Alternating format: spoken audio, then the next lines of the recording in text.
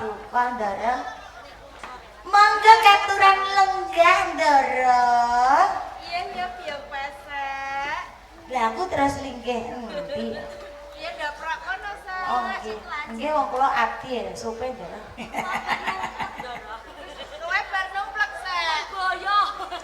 Lutut saya sakit. Ndak sik satu kono remasal. Lah mbokmu peso numplek ngapa to, Yas? Lah wong balungan tuwa Ndara. Tumut-tumut sing enam e. Ngono ya. Kulo niku anut sing nom-nom Ndara. Lah, mboten ngertos sikil kejregal. Sikile sapa Mbak sing kurang ajar? Mbok sikile sapa ning mriku. Senengane gasang kala ning mriku ya. Pancen nyambut gawe kala mangsane rak ya kaya ngono to, Pes. Nggih, sedaya menika nggih mboten disengaja nanging nggih sami seneng. Panci niatipun nggih kangge seneng-seneng lho Ndara. Dene pancen kaya ngono, Pes. Nggih. Iki mau wis padha gawe dolanan. Kapor ya wis padha reokan. Lah kewajibane ing pepukuran piye, Pes? Ah, menawi bab kewajiban sampun rampung sedaya. Wis rampung. Kala wau kula masak pecel, Ndara. Nggih. Masak sapa, Sek? Kula Apa iki? kali goreng tempe, Ndara. Alah, masak kowe sing masak, Sek.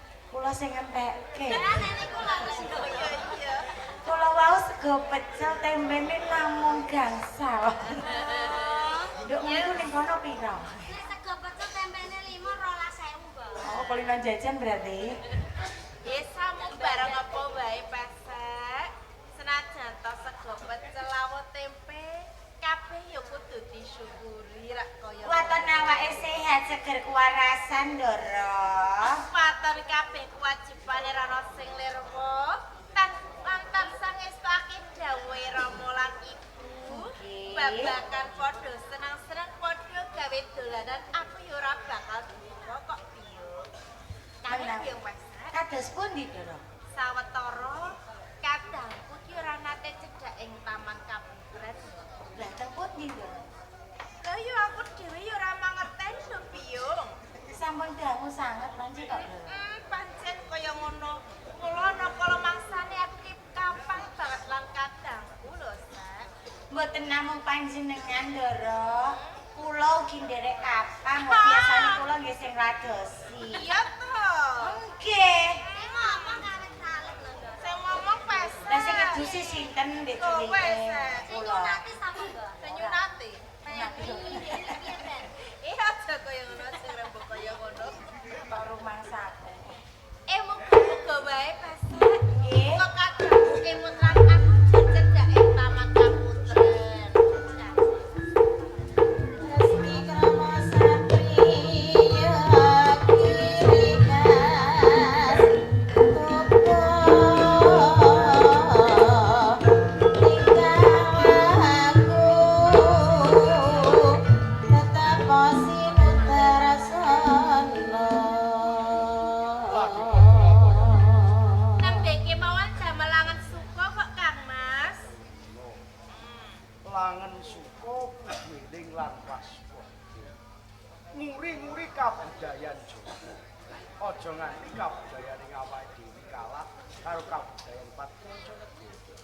Yen babakan niku jenengan boten sakwatos Kang Mas.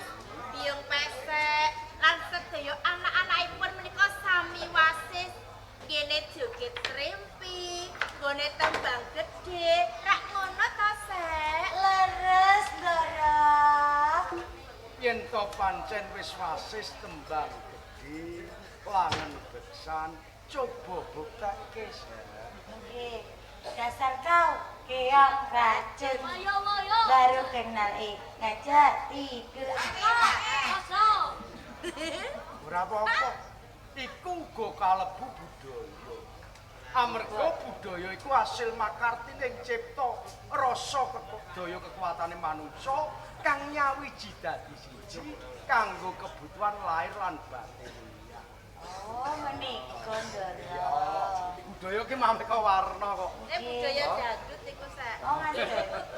Modern. Ndut-ndut ya. Malah kangen wae nek aku mapan ning Taman Sari. Ah nggih, mun dangu Ndara. Kang Mas. Lan kowe pesek lan sakabeh para abdi. Sini jangetake aja nganti ninggalke Taman Sari kene. Aku bakal paring dawuh kelawan Yayi Rasa Wulan. Badhe paring dawuh menapa to Kang Mas? Tenane iki wigati. Wigatos. Uga perlu diwigatekake kelawan sakabeh adem. Tenane pun Kang Mas temekono ing papan kene bakal njaluk pamit kelawan sliramu ya. Badhe tindak pundi Kang Mas? Ninggalke ing Kabupaten Tuban. Ninggalke Kabupaten Tuban. Lah kok ninggal Kabupaten Tuban to Kang Mas? Amarga pun Rama wektu dina iki dawuh yen to pun Kang Mas katundung saka Kabupaten Tuban ya.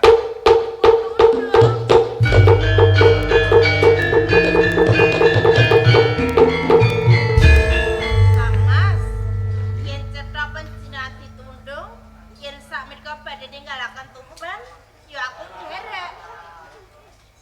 Yen sliramu nderek pun Kang Mas, uripmu bakal rekoso. Sliramu durung tau nate metu saka ing Taman Sari Kabupaten Tuban.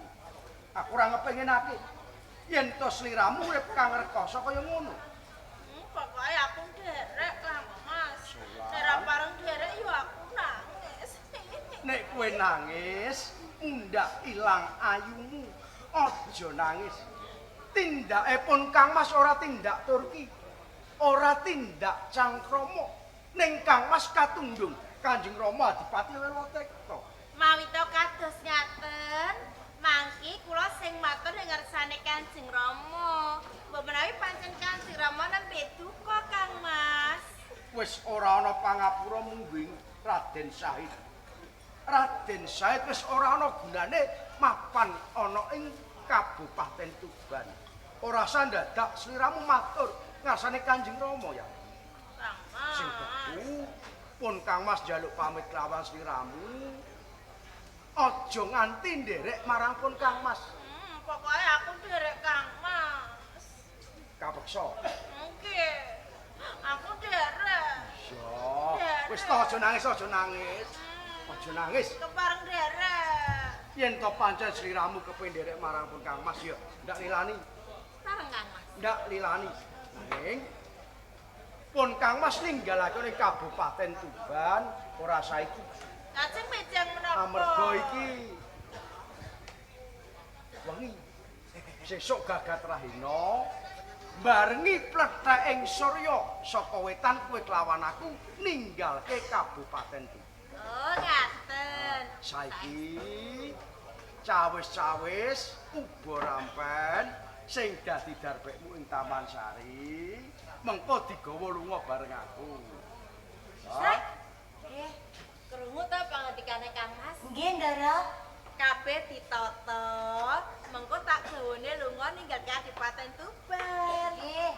Tata-tata sik. Monggo. Ngaten. Kok Kang Kowe nek Mas? kene kok aja ngalah, sing toto-toto ben wes Kang karo Mas. anu. Loh, niku. Hmm? Pesek. Nggih. Ayo, Kula tata-tata. rencangi Ndara. Nek kene dhisik ya, ya. Ah, kowe nek kene Kamu di sini apa-apa kok ben saja. toto-toto ya. Monggo Ndara. Ayo pesek. Aja lari. Napa Ndara sing Aja lari ditekan? agemanku ya, Sek. Ah nggih Ndara. Ageman ingkang pundi kang dipetan Ndara? Yo, Mas Inten. Mas Inten Raja Bang.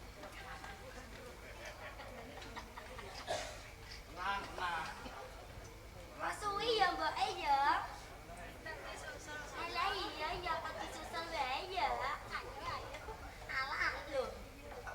Yas, Baru Ndara. kowe kok meneng wae ora omong to ngomong. Ngomong. Para Dani.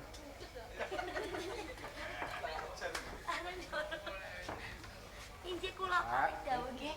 Pripun Ndara? Ndak wani ngerti ya. Tenane aku ora tegolan mentolo.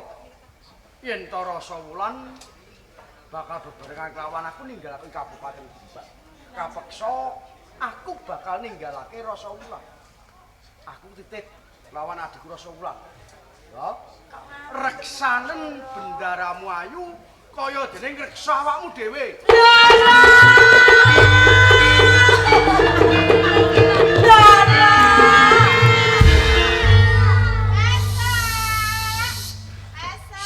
Nggih, Ndara, nggih. Nggih sampun. Alah niku wae lho. Aku mau jane arep bubuk lho ya. Lah kula guyon kene bocah-bocah niku wae lho, Ndara. Gojek adet sabene ngoten niku lho, Ndara. Gojek kok ngono. Nggih. Lah niku mau mbak iku latung. Lah niki wae ajeng reokan ajeng tumpak-tumpakan malih. Iya, Tempat-tempat. Pripun, Yang Ndara? Mas Said ning ndi? Anu, Ndara. Unjuk wedang. Nggih, ngunjuk Wedange wedang. sapa wong kowe durung gawe? Sampun, Durung. Aja Mbak ya. Esek, Kang Mas Said ning ngendi? Anu, Ndara. Ning ndi coba? Kang Mas Said ning ndi? Mengko. Nah, yo ning ndi? Niku Ndara nembe dahar. Ora Nggih. ana dahar. Dahar ya, Nduk? Dahar. Heeh, dahar. Masa? Kowe yen goro aku nangis lho, Sa. Mboten, Ndara. Ning ndi yo? Masa Kang Mas Said ning ndi? Ndara Said. Kang Mas Said. Ndara Said tidak, Ndara. Mas Dilarakan Taman Sari. Ya, Ndara. Ndara. Berarti aku yang mesake lho, Mbok.